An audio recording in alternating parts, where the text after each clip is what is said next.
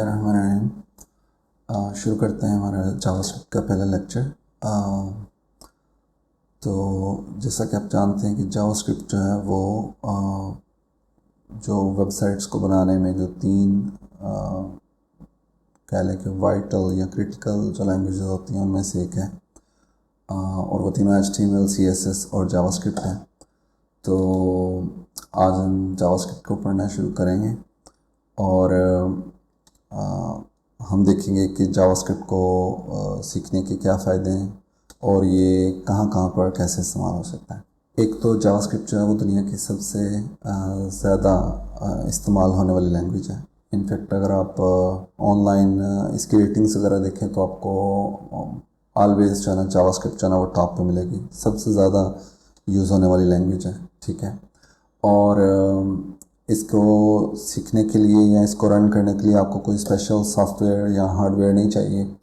अगर आपके कंप्यूटर में एक वेब ब्राउज़र है तो आप उसमें अपना जावास्क्रिप्ट का जो कोड है ना वो रन कर सकते हैं। ठीक है, जावास्क्रिप्ट जो है वो बिगनर फ्रेंडली, ठीक है, इसमें सिंपल से सिंपल चीज़ों से लेकर वेरी कॉम्प्लेक्स चीज़ें जो है ना वो इसमें की जा सकती हैं। हत्ता कि इसमें कह लें कि फ़ोटोशॉप जैसा एक जो कॉम्प्लेक्स सॉफ्टवेयर है वो भी इसमें बनाया जा सकता है ऑनलाइन। ठीक है, आपने बहुत सारी जो रेगुलरली जो आप वेबसाइट्स यूज़ करते हैं वो जावास्क्रिप्ट की ही मरहून मिन्नत है। फॉर एग्ज़ाम्पल आप फेसबुक को ले लें, गूगल को ले लें, जीमेल को ले लें, यूट्यूब को ले लें। ठीक है, तो इसमें मतलब बहुत सिंपल से लेके बहुत कॉम्प्लेक्स चीज़ें जो है वो आप इसमें बना सकते हैं। ठीक है, ये भी लेकिन इसके बावजूद ये बिगनर फ्रेंडली, ठीक है, और मतलब आपको इसको सीखने में ज़्यादा दिक्कत नहीं होगी। ठीक है, इसका लर्निंग कर्व जो है वो बहुत अच्छा है। अगेन मतलब ये बिगनर फ्रेंडली होने की निशानी है कि आप को बहुत ज़्यादा अरसे तक जावास्क्रिप्ट नहीं सीखनी पड़ेगी इससे पहले कि आप उसे यूज़ करना शुरू कर सकें। आप देखेंगे कि हमारे नेक्स्ट 3-4 लेक्चर्स में ही आप जो है ना वेरी कॉम्प्लेक्स और वेरी एडवांस जो है ना वो जावास्क्रिप्ट जो है वो लिखना शुरू कर लेंगे, जिसमें आप यूज़र से इनपुट लेकर उस पर एक्ट करके उसके अगेंस्ट जो है ना वो आउटपुट दिखा सकेंगे। ठीक है, तो मतलब आप इसको स्लोली सीख सकते हैं और मुख्तलिफ स्टेजेस और स्टेप्स में सीख सकते हैं, और मतलब हर स्टेप पे आप अपनी जो सलाहियत है वेब डेवलपमेंट की वो पहले से बेहतरीन बनाते जाएंगे। ठीक है, जावास्क्रिप्ट जो है वो फ्रंट एंड यानी कि जो वेबसाइट जो आपको नज़र आ रही होती है उसको बनाने में भी इस्तेमाल होती है, और ये बैक एंड में भी इस्तेमाल हो सकती है Node.js के ज़रिए। ठीक है, तो आप इसको वेब, मोबाइल और डेस्कटॉप तीनों किस्म की एप्लीकेशंस बनाने में इस्तेमाल कर सकते हैं। वेब में तो ऑफ कोर्स हम अपने कोर्स में सीखेंगे।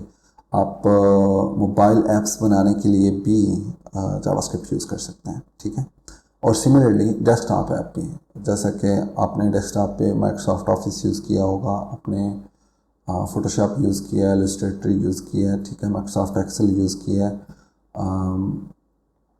आपने MS पेंट यूज़ किया होगा। ठीक है, आप इसको डेस्कटॉप एप्लीकेशंस बनाने के लिए भी इस्तेमाल कर सकते हैं। ठीक है, इनफैक्ट जो एडिटर हम यूज़ कर रहे हैं VS कोड वो जावास्क्रिप्ट में ही बना हुआ है। ठीक है, और सिमिलरली आप इसे मोबाइल एप्लीकेशंस बनाने के लिए भी इस्तेमाल कर सकते हैं, और वो मोबाइल एप्लीकेशन बेशक एंड्रॉयड के लिए हो या आईफोन के लिए, दोनों के लिए वो इसमें बनाई जा सकती है। तो इसका मतलब है कि एक ही लैंग्वेज अगर आप सीखें तो आप उससे वेब डेवलपर भी बन सकते हैं, आप उससे मोबाइल डेवलपर भी बन सकते हैं, और आप उससे डेस्कटॉप डेवलपर भी बन सकते हैं। ठीक है, लेकिन ये सब कुछ इतना जल्दी नहीं हो जाएगा। किसी भी एक फील्ड को ले लें, वेब को, मोबाइल को, डेस्कटॉप को, तो आपको उसमें टाइम लगाना पड़ेगा, may be months, may be even years, यानी कि महीने भी लग सकते हैं, साल भी लग सकते हैं कि आप इनमें से किसी एक में प्रोफेशनल बन सकें। ऑफ कोर्स इन तीनों के बारे में जो बेसिक्स हैं वो नॉलेज आप चंद हफ्तों में भी गेन कर सकते हैं, चंद दिनों में भी। ठीक है, लेकिन किसी भी चीज़ में माहिर बनने में ऑफ कोर्स टाइम लगेगा। तो अगर आपने प्रोफेशनल डेवलपर बनना है तो आप इन तीनों में से किसी एक में ही अपना जो टाइम है वो इन्वेस्ट करेंगे। तो क्योंकि ये वेब से रिलेटेड कोर्स है तो हम अज्यूम करते हैं कि आप वेब पे ही से यूज़ करना चाह रहे हैं। जो कोर जावास्क्रिप्ट लैंग्वेज है वो सब जगहों पे सेम है। ठीक है, और आप उसे एक दफ़ा सीखेंगे तो आप उसे कहीं पे भी यूज़ कर सकते हैं। ठीक है, अलबत्ता वेब और मोबाइल और डेस्कटॉप के लिहाज से आगे मुख्तलिफ एक्स्ट्रा जो है ना वो कॉन्सेप्ट्स या कह लें कि टूल्स या लाइब्रेरीज़ या जावास्क्रिप्ट की फंक्शनैलिटीज़ हैं जो कि आपको उसके लिहाज से सीखनी होंगी, ठीक है। तो मतलब जावास्क्रिप्ट जो है वो आप उसे front end, back and, web, mobile और डेस्कटॉप कहीं पे भी यूज़ कर सकते हैं, ओके। सिमिलरली जावास्क्रिप्ट कुछ लैंग्वेजेस होती हैं जो कि मुख्तलिफ पैराडाइम्स को सपोर्ट करती हैं। फॉर एग्ज़ाम्पल कुछ लैंग्वेजेस जो हैं वो सिर्फ ऑब्जेक्ट ओरिएंटेड होती हैं, फॉर एग्ज़ाम्पल जावा, और कुछ लैंग्वेज सिर्फ फंक्शनल होती हैं, कुछ सिर्फ प्रोसीजरल होती हैं। तो ये प्रोग्रामिंग करने के ही मुख्तलिफ कह लें तरीक़ाकार हैं। तो जावास्क्रिप्ट जो है वो इन तीनों को सपोर्ट करता है, ठीक है। आप ऑब्जेक्ट ओरिएंटेड प्रोग्रामिंग भी कर सकते हैं, फंक्शनल प्रोग्रामिंग भी कर सकते हैं, प्रोसीजरल प्रोग्रामिंग भी कर सकते हैं, ठीक है।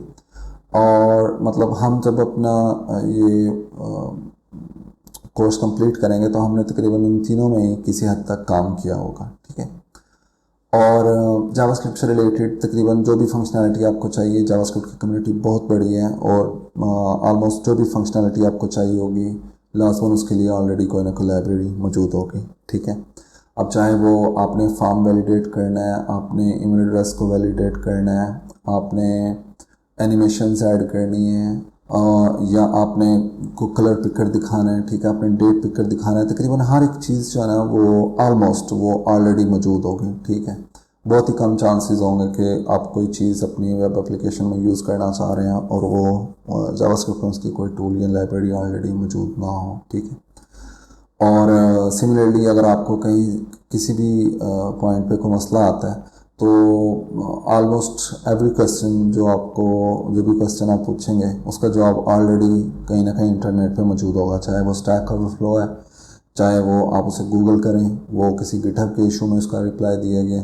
तो मतलब जो भी आपके कह लें कि शुरू वाले 2-3 साल में जो आप लर्निंग करेंगे और आपके जितने भी क्वेश्चंस होंगे ऑलमोस्ट मोस्ट लाइकली वो ऑनलाइन पहले ही किसी ने आंसर किए हुए हैं, ठीक है। तो अगेन ये बहुत बड़ा बेनिफिट है।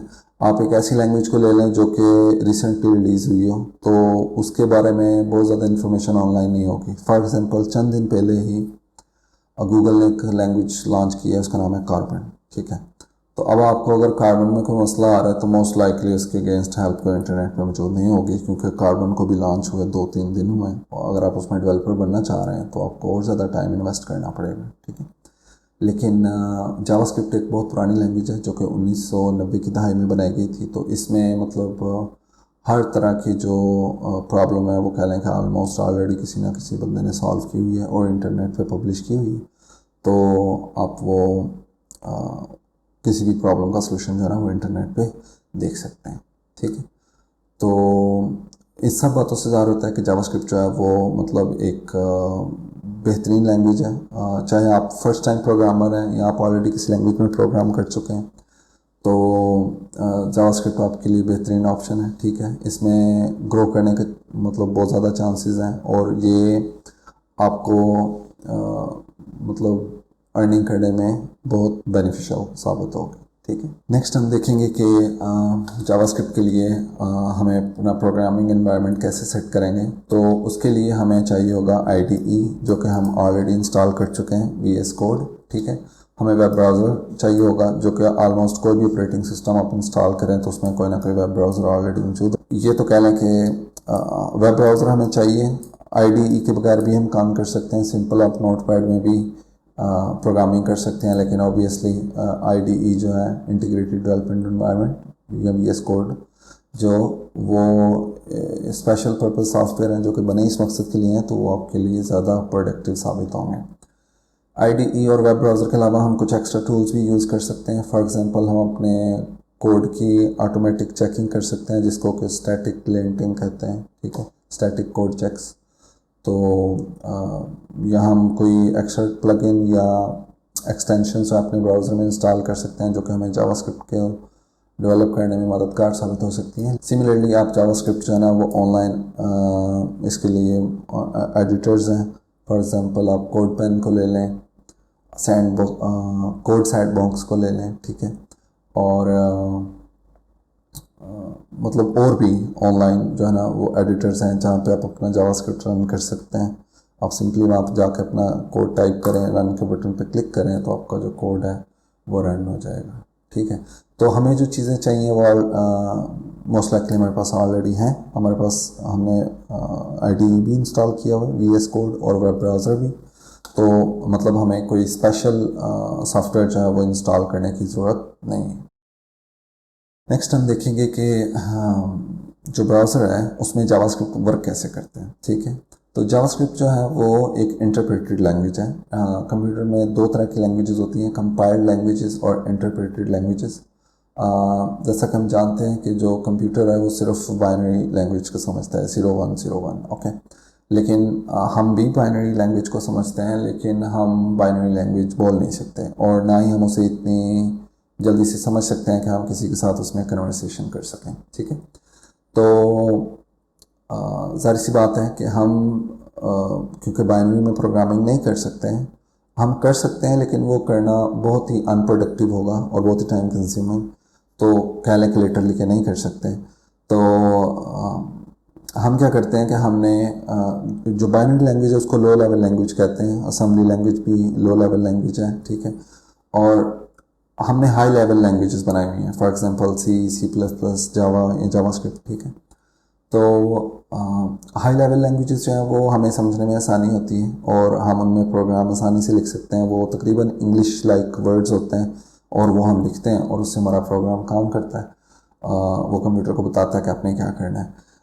लेकिन मसला ये है कि जो हाई लेवल लैंग्वेजेस होती हैं वो कंप्यूटर उनको नहीं समझ सकता, तो कंप्यूटर सिर्फ 0101 को ही समझ सकता है। तो हमारी हाई लेवल लैंग्वेजेस को कंप्यूटर की लैंग्वेज में तब्दील करने के दो तरीक़ाकार होते हैं। उसके लिए हम या तो इंटरप्रेटर यूज़ करते हैं या कंपाइलर यूज़ करते हैं। कंपाइलर क्या करता है कि वो आपके सोर्स कोड के एक दफ़ा पढ़ता है और आपको एक अदद वो बाइनरी बना के दे देता है। ठीक है, तो वो बाइनरी जो है ना आप सिंपली उसको एग्जीक्यूट करके अपना प्रोग्राम रन कर सकते हैं। ओके, अब लेट से अगर आपने एक प्रोग्राम बनाया जो कि दो नंबर्स को ना ऐड करता है, तो आप उसको कंपाइल करेंगे और आप उसको रन करेंगे। ठीक है, सिमिलरली अगर आपने उसमें कुछ एक्स्ट्रा फंक्शनलिटी ऐड की है तो आप उसको अगेन कंपाइल करेंगे और फिर उसको रन करेंगे। ठीक है, अलबत्ता जो इंटरप्रेटेड लैंग्वेजेस होती हैं वो कैसे काम करती हैं कि कंप्यूटर जो है वो लाइन बाय लाइन आपके जो प्रोग्राम है ना उसको पढ़ता है और उसके बाद वो उन लाइन्स को एग्जीक्यूट करता है। ठीक है, तो कह लें कि वो हर लाइन जो है ना वो जब जितनी दफ़ा वो प्रोग्राम को रन करेंगे हर लाइन जो है ना वो उसको इंटरप्रेट करके उसको समझ के उसको बाइनरी में कन्वर्ट करेगा और कंप्यूटर को फीड करेगा। तो यहाँ पे कुछ चीज़ें समझने वाली, फॉर एग्जांपल आप देखेंगे कि जो कंपाइलर होते हैं वो जस्ट वन टाइम वो ट्रांसलेशन करते हैं, यानी कि जब आप कंपाइल करेंगे तो आप उसे हाई लेवल लैंग्वेज से लोअर लेवल लैंग्वेज में कन्वर्ट कर लेंगे और उसके बाद आप चाहे उसे 10,000 दफ़ा रन करें, वो जस्ट वो ऑलरेडी बाइनरी लैंग्वेज में है, वो प्रोग्राम जस्ट रन होगा। ठीक है, लेकिन जो इंटरप्रेटेड लैंग्वेज है वो अगर आप उसको 10 दफ़ा रन करेंगे ना तो वो 10 दफ़ा ही बाइनरी लैंग्वेज में कन्वर्ट किया जाएगा। इंटरप्रेटर से मुराद ये है। तो इससे आपको आप गेस कर सकते हैं कि एक लैंग्वेज है उसमें जस्ट ट्रांसलेशन सिर्फ एक दफ़ा करनी पड़ रही है हाई लेवल से लो लेवल में, और एक में बार बार करनी पड़ रही है, तो फास्ट कौन सी होगी? ज़ाहिर सी बात है जिसमें बार बार नहीं करनी पड़ रही, और वो कंपाइल्ड लैंग्वेजेस होती हैं, फॉर एग्जांपल C++। अलबत्ता जावास्क्रिप्ट, पाइथन या PHP ये जो है ये इंटरप्रेटेड लैंग्वेजेस हैं, तो इनमें जो कंपाइलेशन है वो जब भी आप अपना प्रोग्राम रन करते हैं, सॉरी कंपाइलेशन नहीं, जो कन्वर्जन है high level to low level वो बार बार की जाती है, तो ये C और C++ के साथ compete नहीं कर सकते। ठीक है, तो लेकिन क्योंकि जो परफॉर्मेंस इफ़ेक्ट है वो तकरीबन नेग्लिजिबल है, तो इसलिए हमें लगता है कि हमारा प्रोग्राम जो है ना वो ठीक रन हो रहा है, मतलब कोई इतना ज़्यादा स्लो नहीं है। ऑफ कोर्स जो इंटरप्रेटेड लैंग्वेजेस हैं वो सीखने में, इस्तेमाल करने में, डेवलप करने में आसान होता है, और जो कंपाइल्ड लैंग्वेजेस होती हैं वो कदर डिफ़िकल्ट होती हैं और उनमें गलती होने के चांसेस भी ज़्यादा होते हैं, उनको चेंज करना भी डिफ़िकल्ट होता है। आप इसकी एग्जांपल विंडोज़ 10 से ले लें। जो विंडोज़ 10 है ना वो कह लें कि C++ और दीगर लैंग्वेजेस से मिलकर बनी, तो जब भी माइक्रोसॉफ्ट उसमें कुछ ख़राबी कर लेता है तो वो उसके लिए एक अपडेट सेंड करेंगे। ठीक है, अब वो अपडेट जो है ना वो आपको पहले डाउनलोड करनी होगी, फिर आप इंस्टॉल करेंगे, तो फिर आपका कंप्यूटर जो है ना वो अपडेट होगा। अगर आपके कंप्यूटर में कोई बग आ गया है तो जब तक आप उसको लेटेस्ट वर्जन डाउनलोड करके आप अपने कंप्यूटर में इसको इंस्टॉल नहीं करते और मे भी रीस्टार्ट नहीं करते तो वो बग जो है ना वो हल नहीं होगा। दूसरी तरफ पे जो जावास्क्रिप्ट होता है वो क्या होता है कि आप सिंपली अगर आपने एक वेब पेज ओपन किया उसमें बग है तो आप उसको जो डेवलपर है एडमिनिस्ट्रेटर उसको बताएं, वो उसको ठीक करेगा। आप उसे रिफ़्रेश करेंगे तो किसी किस्म की अपडेट और रीस्टार्ट के बगैर जो है ना आपके जो एप्लीकेशन है वो अपडेट हो जाएगी। लेकिन जो कंपाइल लैंग्वेजेस हैं उसमें पहले सोर्स कोड पढ़ेंगे, उसमें देखेंगे एरर कहाँ पे है, उसको दोबारा कंपाइल करेंगे और फिर उसको मतलब ऑनलाइन डिलीवर किया जाएगा और वहाँ से लोग उसे डाउनलोड करेंगे, इंस्टॉल करेंगे और फिर उसका इफेक्ट जो है ना आपको नज़र आएगा। कहने का मकसद ये है कि इन दोनों के अपने अपने ट्रेड ऑफ हैं। ज़ाहिर सी बात है जो अगेन सी और C++ है, अगर वो उनको अपडेट करना थोड़ा डिफ़िकल्ट है तो ऑब्वियसली उनकी परफॉर्मेंस भी लाइटनिंग फास्ट है। एक चीज़ मैं आपको बताता चलूँ कि आपको आइडिया होगा कि मतलब जो गूगल है वो एक बहुत ही ज़्यादा इस्तेमाल की जाने वाली वेबसाइट है, ठीक है। तो उसमें हर सेकंड में कई हज़ार 30-40 हज़ार में भी लाखों रिक्वेस्ट जो है ना वो उनके वेब सर्वर पे जा रही होती हैं। इसीलिए जो गूगल की जो कह लें कि फ्रंट फेसिंग जो मोस्टली जो प्रोग्रामिंग है फ्रंट एंड की वो C++ में ही की गई है, क्योंकि उनके लिए हर एक टाइनी जो मिली सेकेंड है ना वो मैटर करता है। तो वो जितना फास्ट उसे कर सकते हैं ना तो वो उन्होंने उसको उतना फास्ट बनाया है। तो उसके लिए उन्होंने वो जो अपनी प्रोग्रामिंग है वो C++ में की हुई है। लेकिन क्योंकि हम लोग गूगल की स्केल की वेबसाइट नहीं बना रहे और मतलब हमारी वेबसाइट जो है वो इतना ये एप्लीकेशन है वो इतना हाई लोड नहीं होगा, तो हम अलबत्ता जो रेगुलर जावास्क्रिप्ट है उससे काम चला सकते हैं। इसका ये मतलब नहीं है कि जावास्क्रिप्ट बहुत स्लो है। बहुत सारी वेबसाइट्स हैं जो कि सोलली जावास्क्रिप्ट पे बनी हुई हैं, ठीक है। फॉर एग्ज़ाम्पल आप इंस्टाग्राम को ले लें, मे बी टिकटॉक को भी ले लें, या कुछ और भी मतलब जो वेल नोन वेबसाइट्स हैं वो कम्प्लीटली जावास्क्रिप्ट में लिखी गई हैं। तो इस मतलब कहने का मकसद ये है कि ऐसा नहीं है कि अब आपको C++ सीखने चले जाना चाहिए, ठीक है। मतलब जावास्क्रिप्ट में भी आप स्टेट ऑफ द आर्ट जो है ना वो वेबसाइट बना सकते हैं। तो जावास्क्रिप्ट जो है वो एक अदद इंटरप्रेटेड लैंग्वेज है। नेक्स्ट हम देखेंगे कि जावास्क्रिप्ट में मुख्तलिफ इंजन्स होते हैं। फॉर एग्ज़ाम्पल जो क्रोम है वो एक तो उसका UI है और एक उसके अंदर इंजन है जो कि जावास्क्रिप्ट को रन करता है, उसको V8 कहते हैं, ठीक है। मेरे पास फॉर एग्ज़ाम्पल ब्रेव ब्राउज़र है जो कि बेसिकली क्रोम ही है, लेकिन उसमें जो भी गूगल की एडवर्टाइजमेंट और वो वाले जो भी कोडिंग है वो इसमें से रिमूव की गई हुई है। तो इसका जो इंजन है वो भी V8 ही है। फायरफॉक्स का जो इंजन है उसको स्पाइडर मॉन्की कहते हैं। चक्रा जो है वो माइक्रोसॉफ्ट एज का है, लेकिन कुछ अर्सा कबल मे बी 1 साल या इससे कुछ ज़्यादा या कुछ कम जो माइक्रोसॉफ्ट एज है उन्होंने भी इसको चक्रा को रिमूव करके वो भी जो गूगल क्रोम का जो V8 इंजन है वो उसी को यूज़ करते हैं, ठीक है। सिमिलरली जो Node.js है जो कि जावास्क्रिप्ट को यूज़ करके बैकएंड प्रोग्रामिंग के लिए यूज़ किया जाता है, उसमें भी V8 इंजन ही यूज़ होता है, ठीक है। और जो वेब ब्राउज़र्स हैं वो जावास्क्रिप्ट के कह लें कि कोर जावास्क्रिप्ट को वो समझते हैं, लेकिन जो ब्राउज़र से रिलेटेड एक्स्ट्रा APIs या फंक्शनैलिटीज़ हैं वो उनको समझते हैं। सिमिलरली Node.js भी कोर जावास्क्रिप्ट को समझता है, अलबत्ता फिर वो Node.js जो है ना आपको और ज़्यादा फंक्शनैलिटीज़ देता है जिसके ज़रिए आप डेटाबेसिस को, फाइल सिस्टम को और नेटवर्क को एक्सेस वगैरह कर सकते हैं। नेक्स्ट स्टेप हम देखेंगे कि जावास्क्रिप्ट में हम ब्राउज़र कंसोल को कैसे यूज़ करते हैं। तो मैं राइट क्लिक करूँगा, इंस्पेक्ट करूँगा और कंसोल में जाऊँगा, ठीक है। इसको हम जूम कर लेते हैं। तो मैं एक दफ़ा रिपीट कर देता हूँ कि हमने इंस्पेक्ट किया और फिर हम कंसोल में आए, ठीक है। तब यहाँ पर अगर मैं लिखूँ अलर्ट हेलो वर्ल्ड, तो हमने अपने पहला जावास्क्रिप्ट जो है वो उसको एग्जीक्यूट किया है और हमारे पास लिखा है हेलो वर्ल्ड, ठीक है। अलर्ट जो है ना वो जावास्क्रिप्ट का एक बिल्ट इन फंक्शन है और मैंने उसको एग्जीक्यूट किया और मैंने उसको पैरामीटर्स दिए हैं हेलो वर्ल्ड। तो जो भी पैरामीटर मैं दूंगा वो यहाँ पर लिखे आएंगे, ठीक है।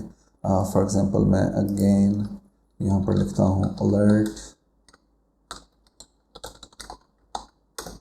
तो आपने देखा कि हाई वर्ल्ड जो है ना वो लिखा नज़र आ रहा है। सिमिलरली मैं किसी भी किस्म की जावास्क्रिप्ट जो है ना वो यहाँ पे लिख सकता हूँ। फॉर एग्जांपल मैं कंसोल लॉग लिख सकता हूँ 1 2 3, तो मुझे कंसोल में ही इसकी आउटपुट जो है ना वो नज़र आएगी।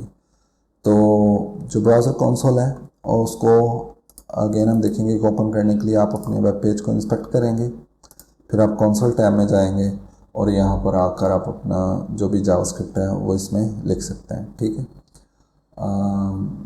जैसे जैसे हम अपने कोर्स में आगे जाएंगे जो भी जावास्क्रिप्ट हम सीखेंगे आप उसे इजीली अपना जो ब्राउज़र कंसोल है उसमें भी अप्लाई कर सकेंगे। ठीक है, लेकिन अमूमन जो कंसोल है वो सिर्फ एरर्स और आउटपुट देखने के लिए इस्तेमाल होता है। इनफैक्ट प्रोडक्शन में तो सिर्फ एरर्स वगैरह देखने के लिए इस्तेमाल होता है। तो एक्चुअल जो जावास्क्रिप्ट का यूजेज है वो वेब पेज के अंदर है। नेक्स्ट हम देखेंगे कि जावास्क्रिप्ट को वेब पेज में कैसे ऐड करते हैं। तो उसके लिए हम ओपन कर लेंगे अपना कोड एडिटर और जावास्क्रिप्ट को वेब पेज में ऐड करने के वही तरीकाकार हैं जो कि CSS के हैं। ठीक है, फॉर एग्जांपल हमने देखा था कि हम CSS को एम्बेड कर सकते हैं। ठीक है, हम उसको इनलाइन कर सकते हैं और हम उसे एक्सटर्नल फाइल शीट में एक्सटर्नल स्टाइल शीट में ऐड करके भी लिंक कर सकते हैं। तो सिमिलरली आप मुख्तलिफ एलिमेंट्स के ऊपर भी जावास्क्रिप्ट दे सकते हैं। वो मोस्टली इवेंट हैंडलर्स के लिए होता है, लेकिन दिस इज़ स्ट्रांगली डिस्करेज। आपको स्ट्रांगली डिस्करेज किया जाता है कि आपने इनलाइन जावास्क्रिप्ट नहीं लिखनी। मोस्टली आप उसे स्क्रिप्ट टैग ऐड करेंगे। ठीक है, अपने इस फाइल में एम्बेड करेंगे स्क्रिप्ट टैग या आप एक एक्सटर्नल फाइल में जावास्क्रिप्ट ऐड करेंगे। तो मैं अभी आपको एक अदद स्क्रिप्ट टैग ऐड करके दिखाता हूँ और इसमें हम लिखेंगे alert hello world from embedded scripts. Okay, तो मैंने इसको सेव किया। अगेन आपने देखा कि मैंने script opening tag closing tag और उसमें मैंने अपना जावास्क्रिप्ट लिखा है। सेम वही जावास्क्रिप्ट जो कि मैंने ब्राउज़र कंसोल में भी लिखी थी। ओके, तो आप देखें कि हमारी जो आउटपुट है वो हमें नज़र आ रही है hello world from embedded script. अगर मैं इसको अगेन इस पेज को रिफ्रेश करूँ तो आप देखेंगे कि ये मेरा जो जावास्क्रिप्ट है वो एग्जीक्यूट हो रहा है। एक चीज़ नोट करें कि हमारा पेज जो है ना वो ब्लैंक नज़र आ रहा है और जैसे मैं ओके पे क्लिक करता हूँ तो हमारा पेज जो है ना वो लोड हो गया। इससे एक बहुत इंपॉर्टेंट चीज़ पता चलती है कि ये जो अलर्ट है ना ये पेज की एग्जीक्यूशन को रोक देता है। तो जब तक आप इस पर क्लिक नहीं ना करेंगे तो पेज आगे चलेगा नहीं। अब जहाँ यहाँ पर आए तो यहीं पर आके ब्राउज़र ने जावास्क्रिप्ट को एग्जीक्यूट करना शुरू कर दिया, तो वो इस बॉडी को रेंडर करता ही नहीं है जब तक आप ओके पे क्लिक नहीं कर देते। और जब तक आप अलर्ट को ओके नहीं करेंगे तो हमारा पेज जो है ना वो आगे नहीं चलेगा। तो इसलिए प्रोडक्शन किसी भी वेबसाइट में आपने अलर्ट कभी भी यूज़ नहीं करना। ठीक है, इट इज़ स्ट्रांगली डिस्करेज्ड और मतलब इस पर गूगल जो है ना वो आपको पेनलाइज भी कर सकता है। फॉर एग्जांपल अगर आपकी वेबसाइट में अलर्ट्स है ना तो वो आपके पेज के एग्जीक्यूशन को रोक रही हैं, तो गूगल आपकी वेबसाइट की SEO रैंकिंग भी कम कर देगा। और ये एक मतलब ओवरऑल एक नेगेटिव एक्सपीरियंस है कि जब तक आप क्लिक नहीं करेंगे तो आपका पेज जो है ना वो फर्दर लोड ही नहीं होगा। ठीक है, इमेजिन करें कि एक बंदा जो है ना वो पेज को रिफ़्रेश करके कहीं साइड पे पानी पीने चला गया कि मतलब इंटरनेट स्लो है और पेज जो है ना मेरे आने तक लोड हो जाएगा। जब वो वापस आए तो आके ना एक अलर्ट आई हो और इसका मतलब है कि पेज लोड हुआ ही नहीं all together. So this is मतलब वेरी बैड यूज़र एक्सपीरियंस। तो अलबत्ता हम अपनी लर्निंग के दौरान शुरू वाले कुछ चैप्टर्स में जब तक हम ब्राउज़र की प्रोग्रामिंग नहीं सीख लेते, जब तक हम सिर्फ कोर जावास्क्रिप्ट सीख रहे हैं, तब तक हम अलर्ट को सीखने के लिए यूज़ करेंगे। तो हमने देखा कि जो जावास्क्रिप्ट है उसको हम अपनी HTML फाइल में एम्बेड कर सकते हैं। एक और जो तरीकाकार है वो क्या कि हम अपना जो जावास्क्रिप्ट है उसका लिए हम एक स्क्रिप्ट टैग बनाएं, उसको सोर्स दें और हम कहें jo1js intro.js। ये लाजमी नहीं कि ये फाइल नेम वही हो जो कि HTML फाइल का नाम है। इसका नाम कुछ भी हो सकता है, app.js, ठीक है, library.js या script.js। ओके, तो मैंने स्क्रिप्ट सोर्स और मैंने इसको इस फाइल का लिंक दिया है। तो अब मैं इस फाइल को क्रिएट कर देता हूँ 01_js_intro.js और अब यहाँ पर मैं जो है कंसोल लॉग करता हूँ hello world from external js। तो रिफ्रेश, ओके, तो देखें कि हमारे पास hello world from external JS जो है वो लिखा आ गया। अलबत्ता हमारा पेज जो है वो चलना बंद हो गया है।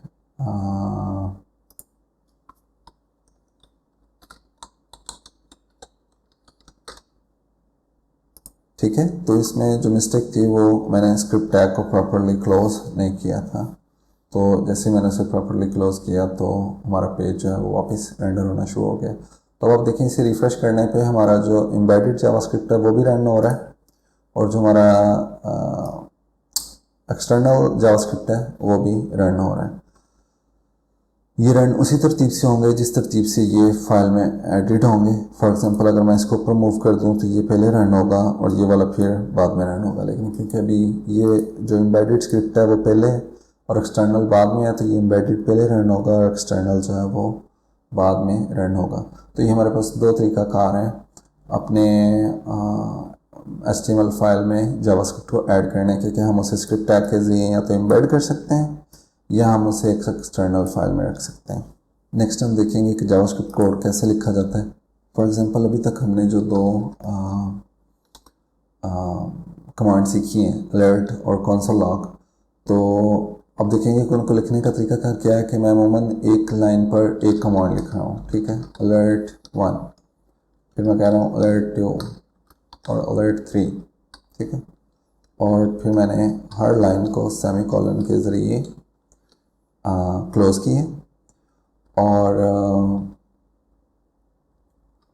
मतलब एक लाइन पर मैंने एक ही कमांड लिखी है। तो अगर मैं इसको रन करूं और इसको रिफ्रेश करें तो आप देखें कि मुझे ये सारी जो कमांड्स हैं वो एक एक करके रन होती हुई नज़र आएंगी।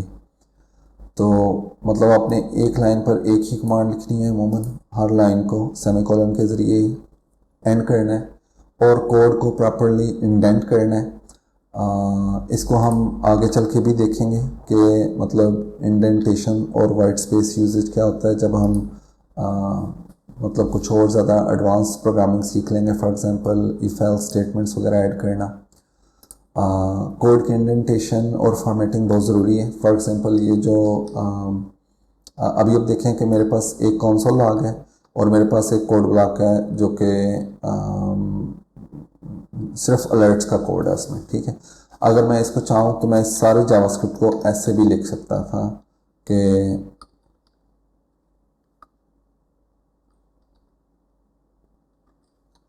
ठीक है, ऐसे भी लिख सकता था। और अब मैं इसको अगर सेव करूँ तो मेरा एडिटर जो है इसको ऑटोमेटिकली फॉर्मेट कर देगा, लेकिन अगर आप इसको टेक्स्ट नोटपैड में लिख के सेव करें तो ऑटो फॉर्मेट नहीं होगा। लेकिन अगर आप फिर भी इसको रन करेंगे तो इसकी आउटपुट वही होगी जो कि फॉर्मेटेड कोड की है। लेकिन ऑफ कोर्स जो फॉर्मेटेड कोड है वो समझने में और रीड करने में, एडिट करने में वो आसान होता है। तो इसलिए हम अपने कोड की जो है ना वो सूप नहीं बनाएंगे या सेमिया नहीं बनाएंगे, बल्कि हम प्रॉपरली इंडेंटेड और फॉर्मेटेड कोड जो है वो लिखेंगे। एक चीज़ है कि अभी आप देखें कि एरर आ रहा है और एरर में लिखा हुआ है कि जी कोई मसला है और वो लाइन नंबर 1 पे है। हमारा सारा कोड ही एक लाइन में लिखा गया है, तो वो एक लाइन में कहाँ पे मसला है हमें नहीं पता। लेकिन अगर ये सारा कोड जो है ना वो अलग अलग लाइंस पे लिखा होता तो हमें उसका बेनिफिट होना था कि अब अगर विल्फर्स कहीं पे एरर है, फॉर एग्जांपल यहाँ पे एरर है, तो अब जब आप फिर से रिफ्रेश करेंगे तो इनफैक्ट वो एरर आया ही नहीं, हम इसे दोबारा ट्राई करते हैं। अब एरर आया है तो intro.js लाइन 5, ठीक है, ये फाइल का नाम है और ये 5:1 मतलब लाइन 5 पर जो पहले करेक्टर है उसमें मसला है, जो पहले करेक्टर पहले ही करेक्टर से जो कमांड या एक्सप्रेशन या ऑपरेटर शुरू हो रहा है उसमें कुछ गड़बड़ है। तो मतलब यहाँ पर मैंने ये 1 एक्स्ट्रा टाइप कर दिया। अगर मैं इसको रिफ़्रेश करूँ तो ये बिल्कुल ठीक ठीक एग्जीक्यूट हो जाए काम। ओके, एक चीज़ आपने नोट की कि मैंने बहुत ज़्यादा अलर्ट्स ऐड कर दिए हैं, तो मतलब काफ़ी दफ़ा जो है ना ओके ओके करना पड़ रहा है। उसके बाद जो है ना मेरा जो कोड है वो एग्जीक्यूट हो रहा है। ऑफ कोर्स मैं जो एक्स्ट्रा अलर्ट्स हैं इनको ख़त्म कर दूँगा। तो इनको ख़त्म करने के लिए या तो मैंने डिलीट कर सकता हूँ या मैं अपनी फ़ाइल में कमेंट्स ऐड कर सकता हूँ। ठीक है, तो फिलहाल मैंने रिमूव कर दिया। नेक्स्ट हम देखेंगे कि अगेन सेमीकोलंस भी हमने देख लिए। कमेंट्स देखते हैं। फॉर एग्जांपल मैंने यहाँ पे लिखा this code runs some alerts, और अब यहाँ पर अलर्ट हेलो वर्ल्ड। ठीक है, तो अब यहाँ से मुराद है कि ये जो कमेंट मैंने लिखा है इससे मुराद है कि ये जो मेरा नीचे वाला कोड है वो क्या करना चाह रहा है। तो अगेन कमेंट्स जो होते हैं वो बहुत हेल्पफुल होते हैं, और आपको लाजमन अपने कोड में कमेंट्स लिखने चाहिए। अगर आप ऑनलाइन कुछ ब्लॉग्स और वो पढ़ें तो अमूमन आप देखेंगे कि लोग जो है ना वो आजकल ये इतना इन फैशन नहीं है, लेकिन मैं फिर भी आपको स्ट्रांगली रिकमेंड करूँगा कि आप लाजमन डॉक्यूमेंटेशन लिखें और आप अपने कोड के अंदर कमेंट्स लिखें कि भाई ये कोड का ये हिस्सा क्या करना चाह रहा है, कैसे कर रहा है, ताकि फ्यूचर में अगर आके कोई इसको एडिट करना चाहे तो वो उस कोड के उस हिस्से को समझ सकें। ओके, अच्छा, एक चीज़ जो देखेंगे कि हमारे पास दो तरह के कमेंट्स होते हैं, सिंगल लाइन कमेंट्स और मल्टी लाइन कमेंट्स।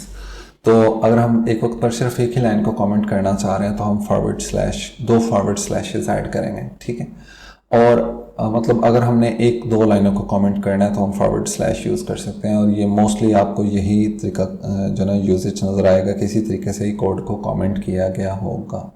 ओके, लेकिन अगर आपके पास कह लें कि 5-10 लाइनें, एक मतलब काफ़ी ज़्यादा लाइनें जिनको आप कमेंट करना चाह रहे हैं, तो आप हर एक लाइन को अलग अलग कमेंट करने के बजाय आप इस सिंटेक्स को यूज़ करके आप मल्टीपल लाइंस को व्यापक ही कमेंट कर सकते हैं।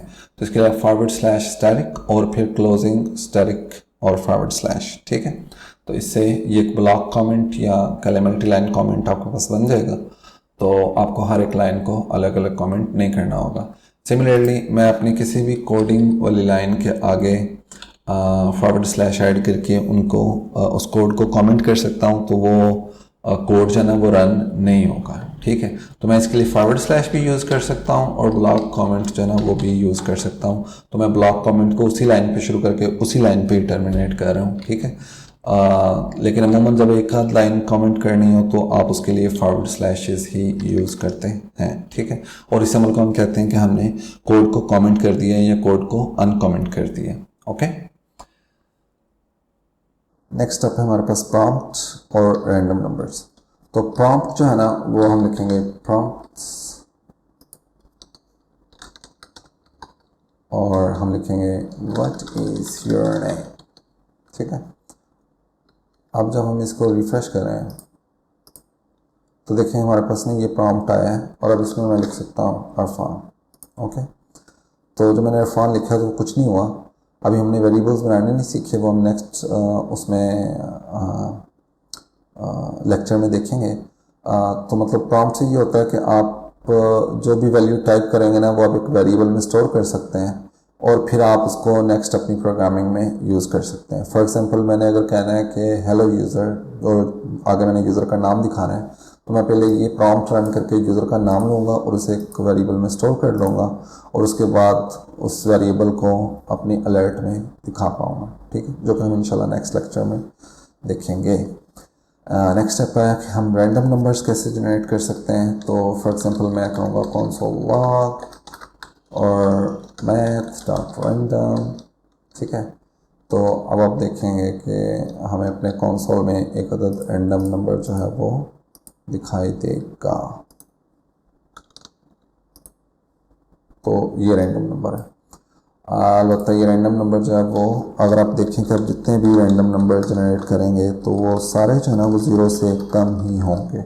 ओके, और अगर हम चाहते हैं कि हमने 1 से 10 के दरमियान में रैंडम नंबर जनरेट करना है तो हम मैथ रैंडम मल्टीप्लाइड बाय 10, तो अब आपको 1 से 10 में जो रैंडम नंबर्स हैं वो मिलेंगे। अगर आपने 1 से 100 तक करना है तो आप इसको 100 से मल्टीप्लाई कर देंगे, ठीक है। तो अब आपको 100 तक जो है ना वो रैंडम नंबर्स हैं वो मिलेंगे। अलबत्ता आप देख रहे हैं कि इसके साथ ना ये फ्रैक्शनल हिस्सा भी है, तो हम इस फ्रैक्शनल हिस्से को भी रिमूव कर सकते हैं, लेकिन वो इंशाल्लाह हम नेक्स्ट लेक्चर में पढ़ेंगे। फ्रेंडली है और मतलब ये तकरीबन लर्न वंस और यूज़ एवरीवेयर। आप एक दफ़ा सीख कर इसको किसी भी प्लेटफॉर्म पे यूज़ कर सकते हैं, चाहे वो वेब हो, मोबाइल हो, डेस्कटॉप हो। तकरीबन हर तरह की जो प्रोग्रामिंग के पैराडाइम्स हैं, प्रोग्रामिंग के स्टाइल हैं, वो आप इसमें यूज़ कर सकते हैं। तकरीबन हर तरह की लाइब्रेरी टूल इसमें ऑलरेडी मौजूद है, और जो भी प्रॉब्लम, क्वेश्चन, एरर्स आपको आएंगे इंशाल्लाह उनके जो आंसर्स हैं वो ऑलरेडी इंटरनेट पे कहीं ना कहीं मौजूद हैं। फिर हमने देखा कि हमें इसके लिए क्या क्या सॉफ्टवेयर दरकार हैं। हमें इसके लिए कोड एडिटर दरकार था जो हमने इंस्टॉल किया हुआ है ऑलरेडी, VS कोड, और ब्राउज़र हमारे पास ऑलरेडी मौजूद है।